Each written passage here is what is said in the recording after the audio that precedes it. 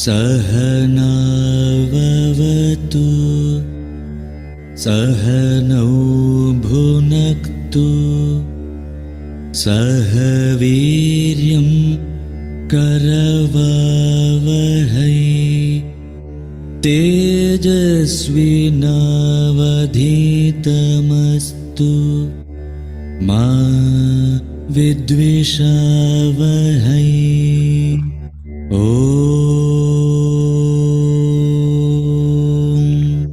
Shanti, Shanti, Shanti.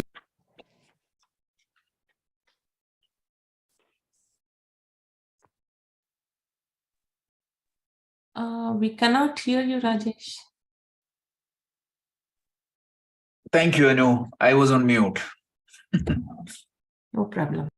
Thank you. Thank you. Okay. So good evening and good morning. Welcome back to the 12th session of this particular program. So we covered two Upanishads, namely Mundaka Upanishad and Kena Upanishad. So today we are going to start another, probably one of the most popular Upanishad, known as Katha Upanishad or Katha Upanishad or Kataka Upanishad. There are different ways of saying that, but these are the common terminologies to use this Upanishad. This is a very popular Upanishad, so we will try to see the summary of this Upanishad.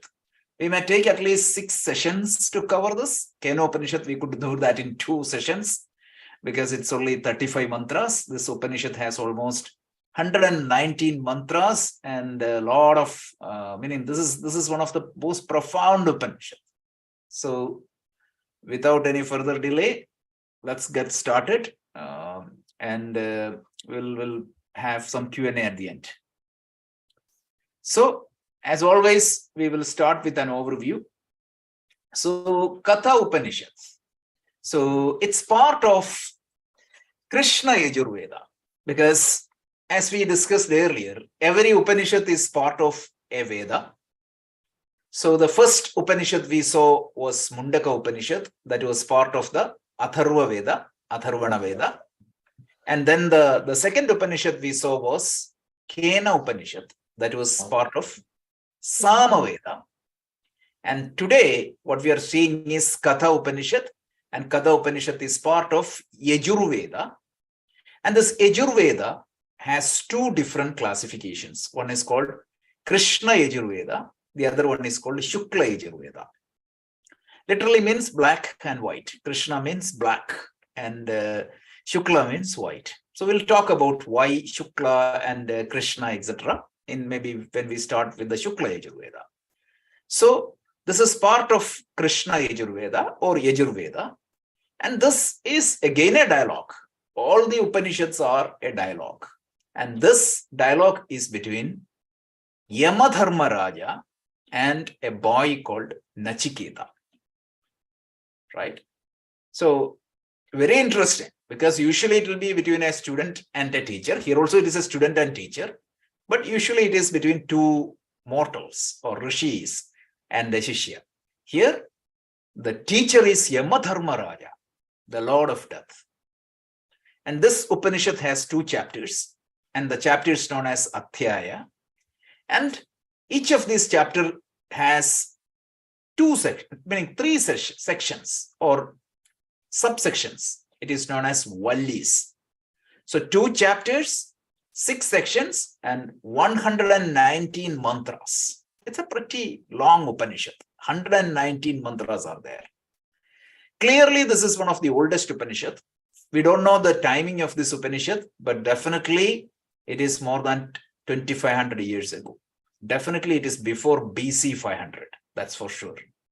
It's before Bhagavad Gita for sure, because a lot of the mantras from this Upanishad, Krishna uses in Bhagavad Gita. We'll talk about that while we go to the actual mantra. So this is a general overview of this Upanishad. Let's see. The etymological meaning of this Upanishad is very interesting. So the word Katha or Katha or Kataka. So the word Katha literally means distress or difficulty. So the Upanishad that free you or release you from all these distress, bondage, everything is known as Katha Upanishad. That is one way of interpreting it. Katha, if you can say it as Katha, you can say it as Katha. Katha literally means story or a legend or a conversation or a tale. So this Upanishad is built, or the background of this Upanishad is built on top of a popular story. And that is why it is known as Katha Upanishad. So whatever you want, you can take, it doesn't matter. But what happens is usually these linguistics will go after the name and try to find a meaning. So these are different meanings they came up with. So that's the next point. The next point is the cultural impact. As I was talking even in the last Upanishad, every Upanishad has a lot of cultural impact. Upanishad has touched almost like a lot of intellects throughout the world. So very surprisingly, this Upanishad has influenced a lot of Irish poets and writers and thinkers. So Charles Johnson, one of the very well-known Irish poet, he wrote a lot of essays on this Upanishad, and he considered this as one of the highest spiritual texts in the whole universe. And there is another poet called William Butler. He has written several essays on Katha Upanishad. The third point is a repetition. And then actually what I wanted to write was like Emerson in United States. He has written a lot of essays. This Upanishad was one of the major inspiration for Emerson. And he has written a lot of articles, poetries based on the theme of this Upanishad. And even in the modern times, you could see a lot of dramas and themes. You can see, especially there is one portion of this Upanishad called Ratha Kalpana that is borrowed in a lot of places. Even in corporate presentations, I have seen this. That much impact this Upanishad had among the scholars of the world. That's just an additional point. Okay, so that's the introduction. Sorry, overview. Let's go to the introduction. What is the layout of this Upanishad? This Upanishad, as I said, like it has 2 chapters, 6 sections. Each chapter has 3 sections each and 119 mantra. So the first chapter has 3 sections known as Vallis, and the first chapter has 71 mantra, and the second chapter has 48 mantra. And the first chapter has 3 sections. Section 1 has 29 mantra, section 2 has 25 mantra, and section 3 has 17 mantra.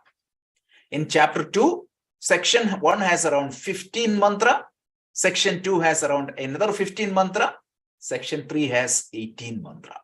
This is the layout of the Upanishad in terms of the structure. So let's continue. In terms of the content, so the first chapter has 3 sections, and the first section or the first Valli, as I said, like 29 mantras are there. In fact, the first chapter is mainly setting the context. It talks about the story of Nachiketa. It talks about how Nachiketa met Yamadharma Raja and the 3 boons Yamadharma Raja gave to Nachiketa. And in fact, one more topic comes in the chapter, which is the test given by Yamadharma Raja to Nachiketa. This is the main topic of Valli 1. And then in the second Valli, second section, the glory of the Shishya, Guru, and those topics like Dharma, Adharma, the difference, right? And the 6 characteristics of Atma is discussed. And the third section, which has 17 verses, this is probably one of the best portion of this Upanishad. It comes up with the Ratha Kalpana, probably one of the most popular topic in the spiritual literature. Atmanam Rathinam Vikti. We will see that 11 verses verse by verse, because that's very important. And then 10 characteristics of Atma and some benefits of the Atma Jnanam is said. And in the second chapter, all the 48 verses are related to Atma Vidya. This is the layout, meaning now you can see, right? Most of this Upanishad is talking about the Atma Vidya. So it's a really profound literature. Okay. So let's continue.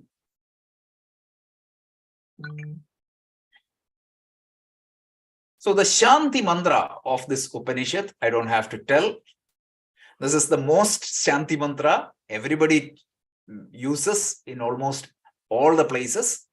But please keep in mind, the Shanti mantra is common to one Veda. All the Atharva Veda mantra has one Shanti mantra, right? All the Samaveda has one Shanti mantra. All the Krishna Yajurveda has one Shanti mantra. All the Upanishads, starting with, meaning within Krishna Yajurveda, they have this Sahana Vavatu, Sahana Upanattu. So let's listen to the Shanti mantra and then let's quickly understand it. Not the word by word meaning, at least.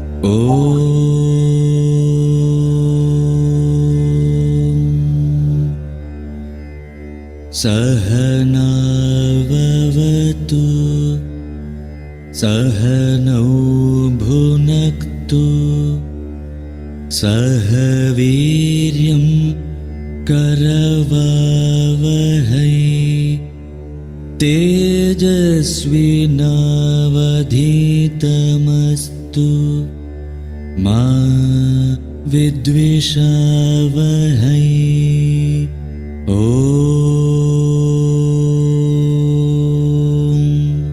Shanti, Shanti, Shanti.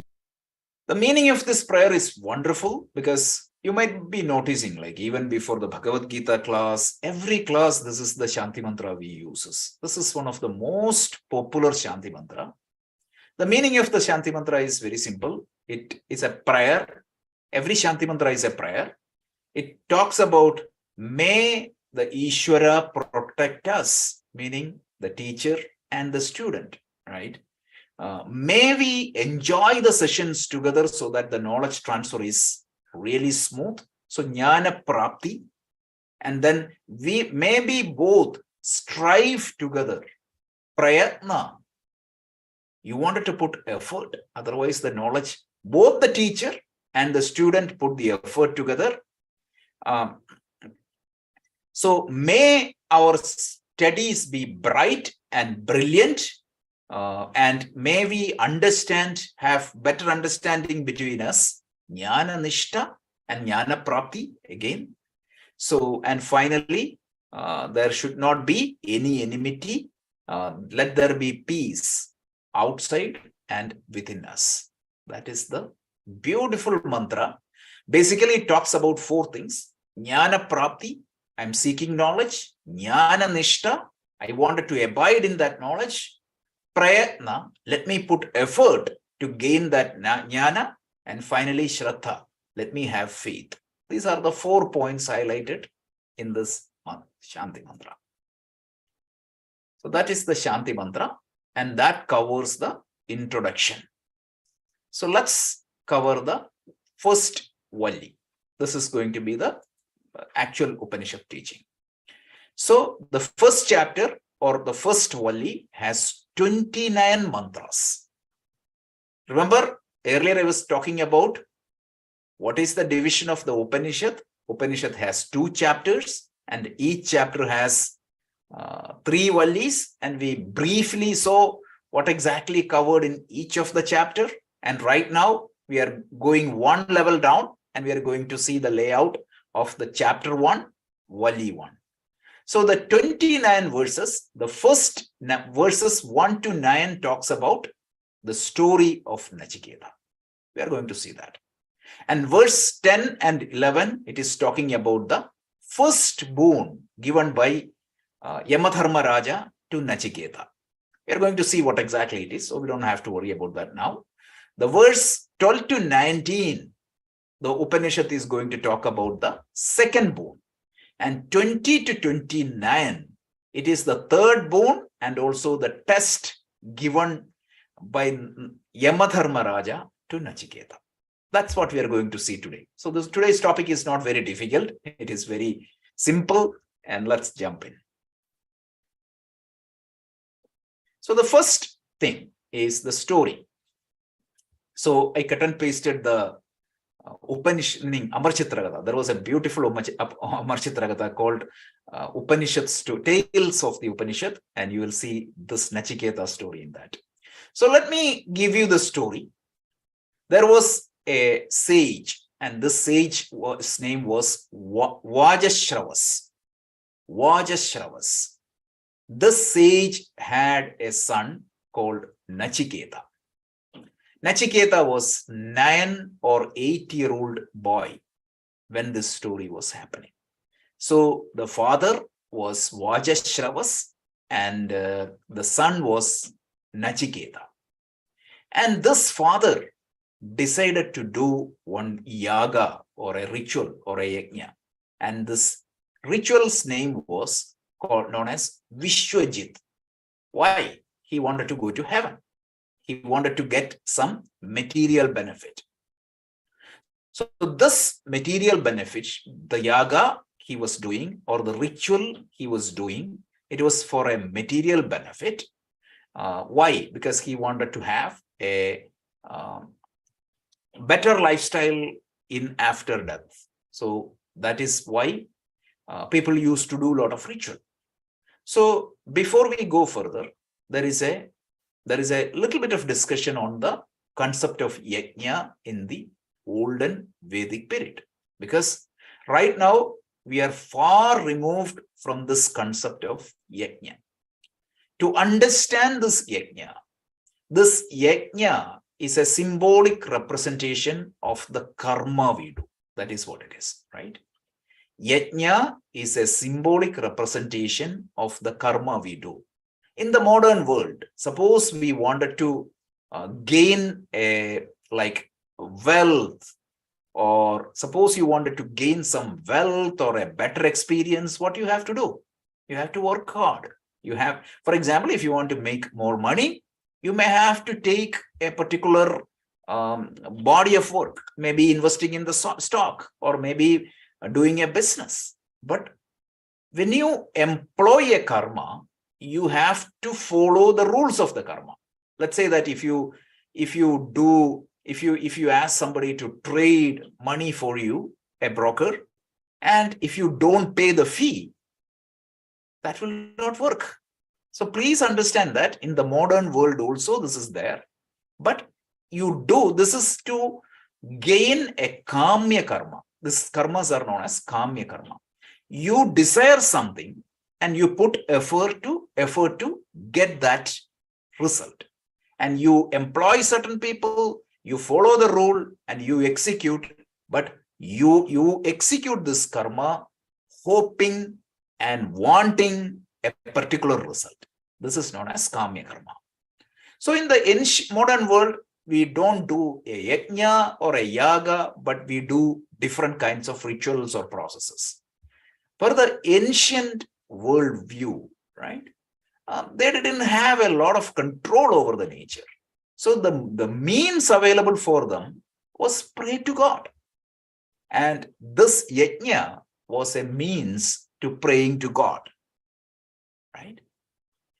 Sri Krishna criticized this concept of this type of kamya karma and doing rituals for going to heaven in the Bhagavad Gita very heavily. So you can see that it was very much prevalent at that point of time, right? Krishna used to say, Yamimam pushpitam vacham prapatanti vivastitaha vedavatarada partha nanyadarthini. He said it is the flowery utterance of the unwise, that kind of language he uses. But whether we like it or not, whether we accept it or not, at that point of time, doing yajna, hoping for a particular result was very much prevalent.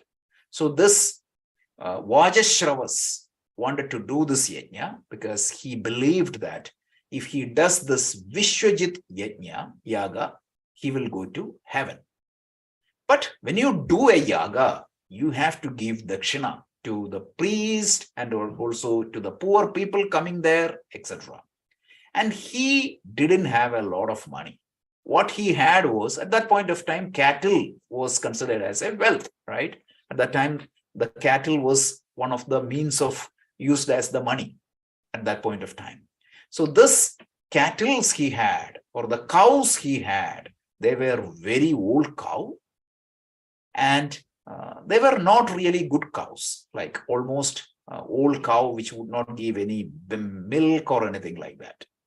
So this boy Nachiketa, seeing the act of his father, he felt that it is miserable. This is not fair.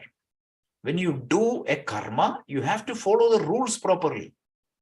You cannot ask somebody to trade your stock, and you cannot just fool him. Just like that, if you are doing a yaga, you have to do it properly. And then he thought that, this boy Nachiketa thought that, I might be a better resource than these miserable cows.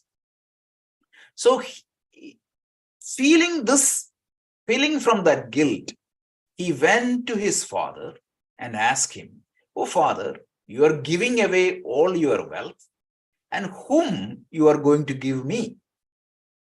Why don't you give me first?" The father didn't take it very seriously. After a few times, the father got very angry, and you can see, right? Here, Nachiketa going and asking the father, "Whom are you giving?" And father got really wild, and he said, "I'm going to give you to Yamadharmaraja, Lord of death." So it's like in the modern world, right? You say, "Go to hell." That's what it, or get lost. That's what he meant. He didn't really mean it, but he just uttered this verse. So I will give to Yamadharmaraj. That is what the angry father told the child. So the Nachiketa, he took it very seriously, not like the father. The father said, "No, I just said that you don't need to go anywhere." But Nachiketa gave an advice to his father. He said, if you give a word, what you should speak, especially when you do a ritual like this, you should speak only truth. And if you speak the truth, you should obey it. I'm supposed to obey your words, and I'm supposed to fulfill your words. So this Nachiketa, what happened? He went to Lord Yama. Please don't ask me how did he go, like which flight he took. No, that's not the theme of the Upanishad. This is a story, right? This is a story for embedding certain message. So please, we need to understand that. So we don't know how Nachiketa traveled, etc. Nachiketa, next presentation is Nachiketa reaches the abode of Lord Death, and he was waiting there. Lord Yama was not there. These stories may sound silly to you, but again, try to understand. Story is not the focus here. Lord Yama was not there. Nachiketa waited there 1 day, 2 day, 3 day. Then Yamadharmaraja came back. As you know, right?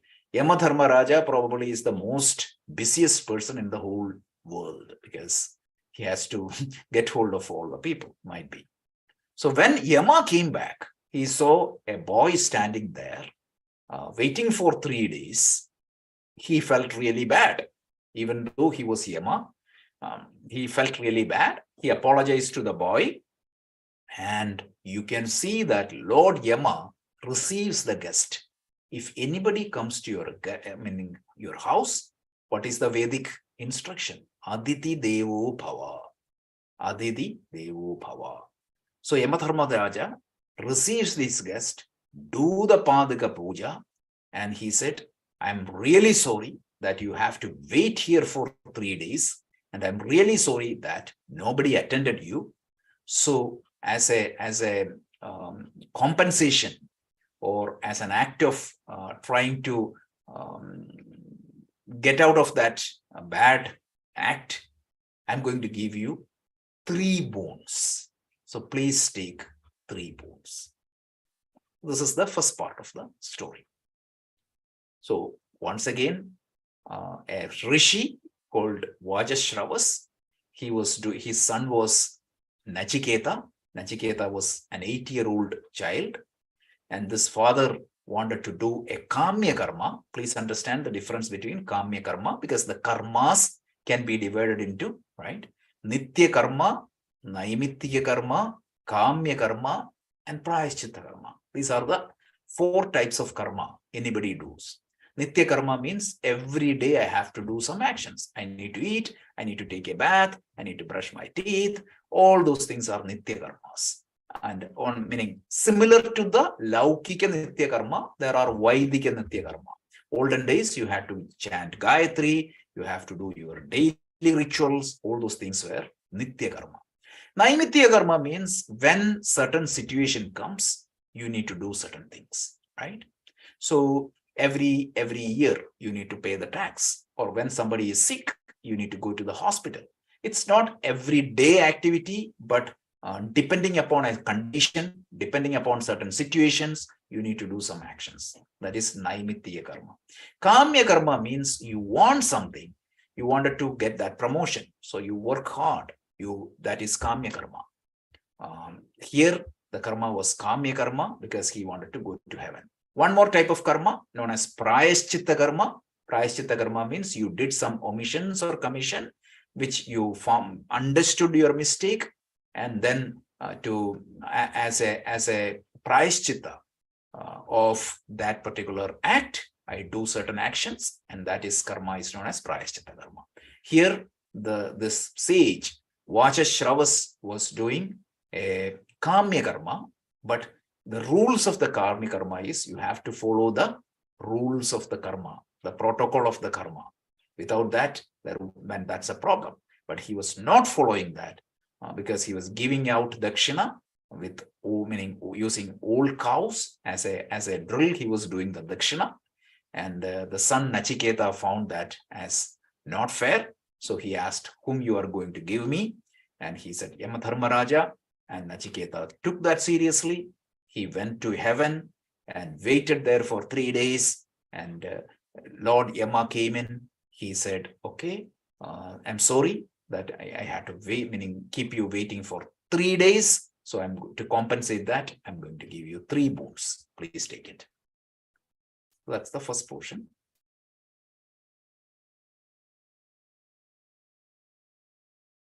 So the values actually means Shankaracharya's commentary. He highlights the values. The first one is Shraddha. That is the first value you need to have. So the first Shraddha means faith. When you do something, you have to have faith in that. So you are doing the Kamya Karma, but you do not have total faith. And you need to have faith in Veda. So if you have to have faith in Veda and the words of the teachers, you would not have messed up with that Kamya Karma. Shankaracharya tells. The second one is, there is the phones messed it up. Okay. Perform Kamya Karma properly.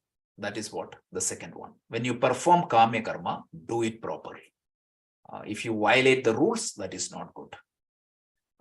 Then Vakya Paripalanam. Vakya Paripalanam means if you give a word, you have to keep it. That is what the Nachiketa teaches us. Finally, Aditi Seva. You will see that from Yamadharmaraja, even though he was the Lord of Death and Nachiketa was only a boy, he attended Nachiketa properly. So that's the 3 values we learn from this story. This is only story. So, and then let's go to the Varatrayam. That is the second topic. So first one is the story, and then the values from that story, which is the faith in the Vedas or the scriptures, or the second thing is the once you give, meaning when you do a kamya karma, you have to do it properly. The third one is one vakya paripalanam. When once you give a word, you have to follow that. And the last one is the adidi. How do you treat your guest? Even if an enemy comes to our house, this is what the Vedas teaches. Even if an enemy comes to our house, you have to greet him, you have to talk to him, you have to receive him. Let's not show our faces on Adidis. This is the great culture, right? So think about that. Aditi Devo Bhava. That is nowhere you will say Aditi is God. That's what Yama tells. You might be a small child. I might be a Devata, but you are Pujaniya or deserved to be worshipped. So Yamadharmaraja felt bad because a guest had to wait for him for 3 days. So what does that mean? It is not good for me. So he said, I'm going to give you 3 boons. So Nachiketa was an intelligent boy because 3 boons he has to ask.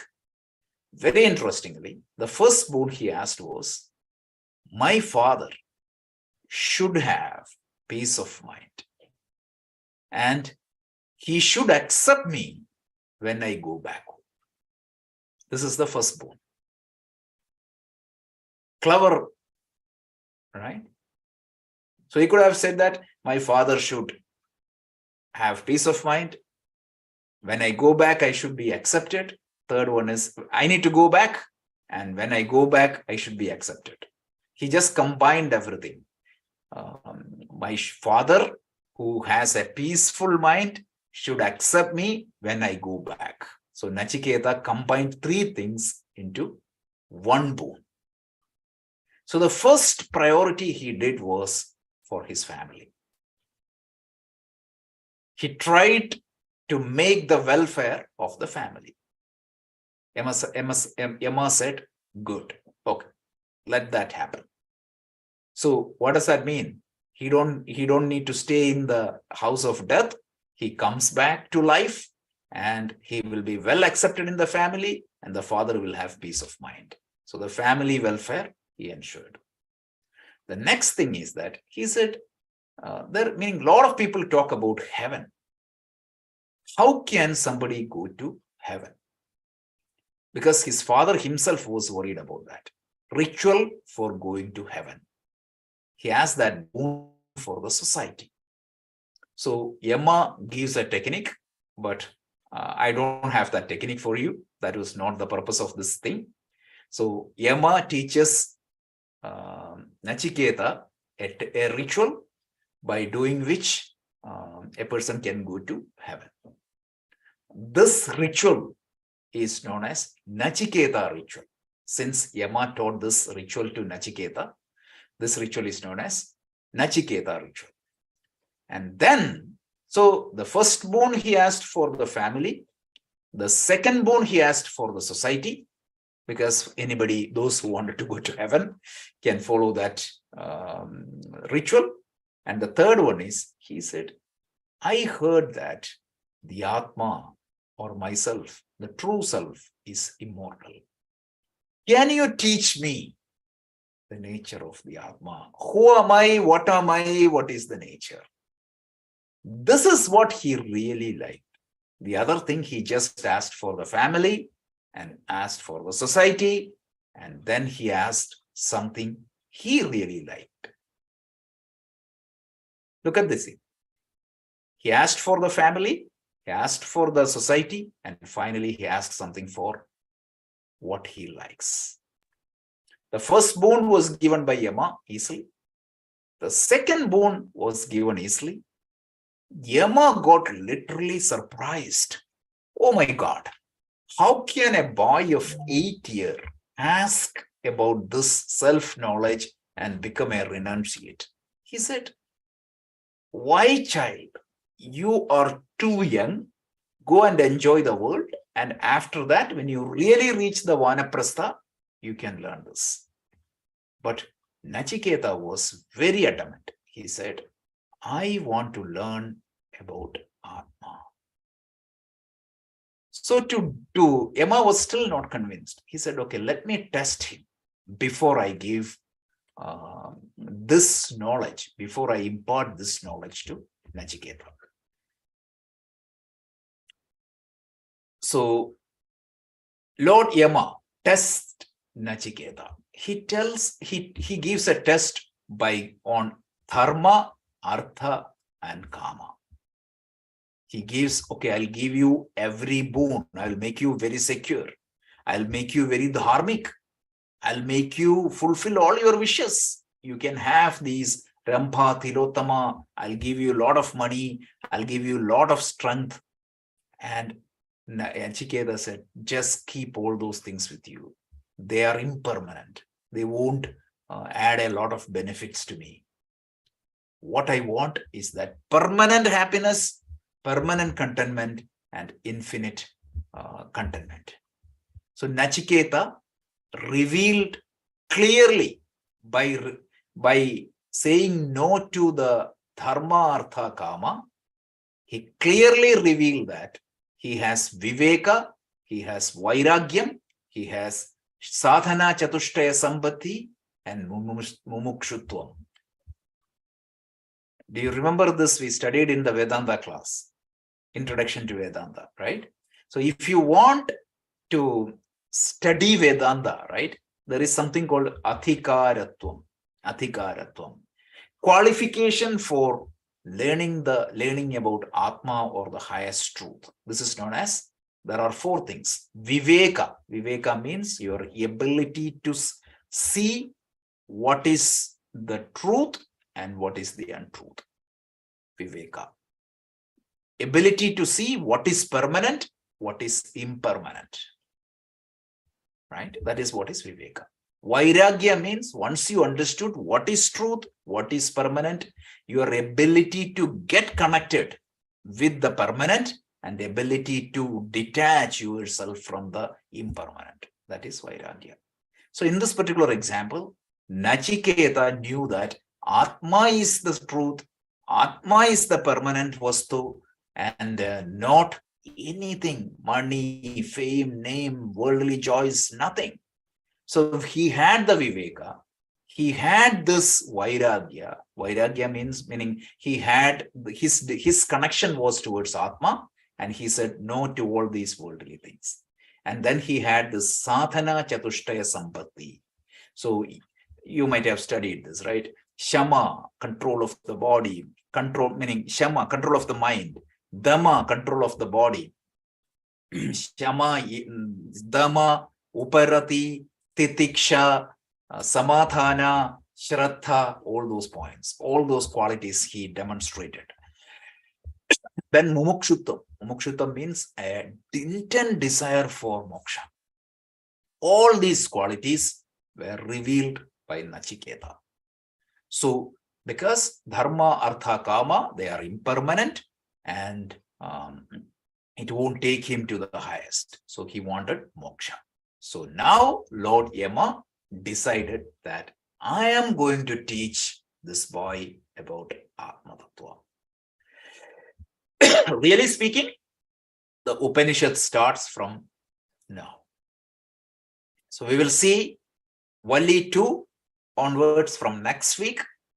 And this is beautiful, especially the chapter 3 of this Upanishad is amazing, like Rathakalpana. So let's do a quick recap, and then we can have any Q&A. So Katha Upanishad, we started learning about Katha Upanishad. Katha Upanishad is part of the Krishna Yajurveda, that is the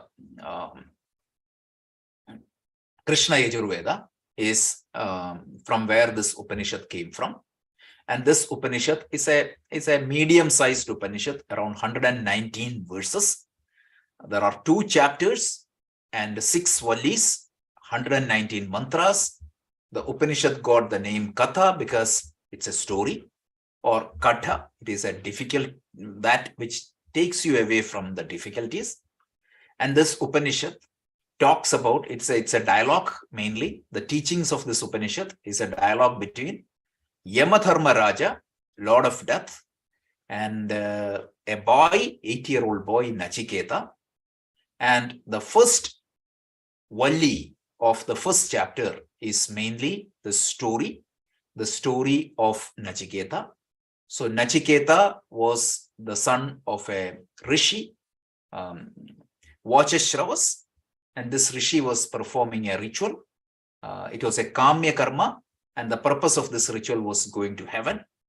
But he was not following the rules properly by giving like inferior cattle as the gift. So Nachiketa went ahead and asked the sage, whom you are going to give me. And he said, he got angry after some time, and he said, Lord Death. And taking that word very seriously, Nachiketa went to the abode of Lord Death, and he waited there for 3 days. And when Lord Death came back, he saw that a boy was waiting there for 3 days. He asked for 3 boons. He did a puja to the kid, and then once Nachiketa was after the puja, he was asked to take 3 boons. The first boon, he said, when I go back, my father with a peace of mind should accept me. So that was the first boon he asked for the family harmony. The second boon he asked was, what is can you teach me a ritual by which people can go to heaven? Basically, the first boon was, how can I bring peace and happiness in my family? Second thing is, what can I do to the society so that they can earn artha and kama? That's all. And the third thing is, how do I know my true nature, Atma? Lord Yama thought, let me persuade this boy away from the Atma Jnana at this young age. But the boy was very adamant. He demonstrated his adhikaratvam in learning the Vedantic teaching, and Lord Yama was very pleased, and he is about to give the teaching to Nachiketa. So that covers the first chapter, Valli 1. Next week, we will start first chapter, Valli 2. So, Anu, if you can do the closing prayer, we will go to the Q&A. 15 minutes. Om Purnamadah Purnamidam Purnat Purnamudachyate Purnasya Purnamadaya Purnameva Vashishyate. Om Shanti Shanti Shanti Harihi Om. Shri Guru Pyo Namaha. Harihi Om.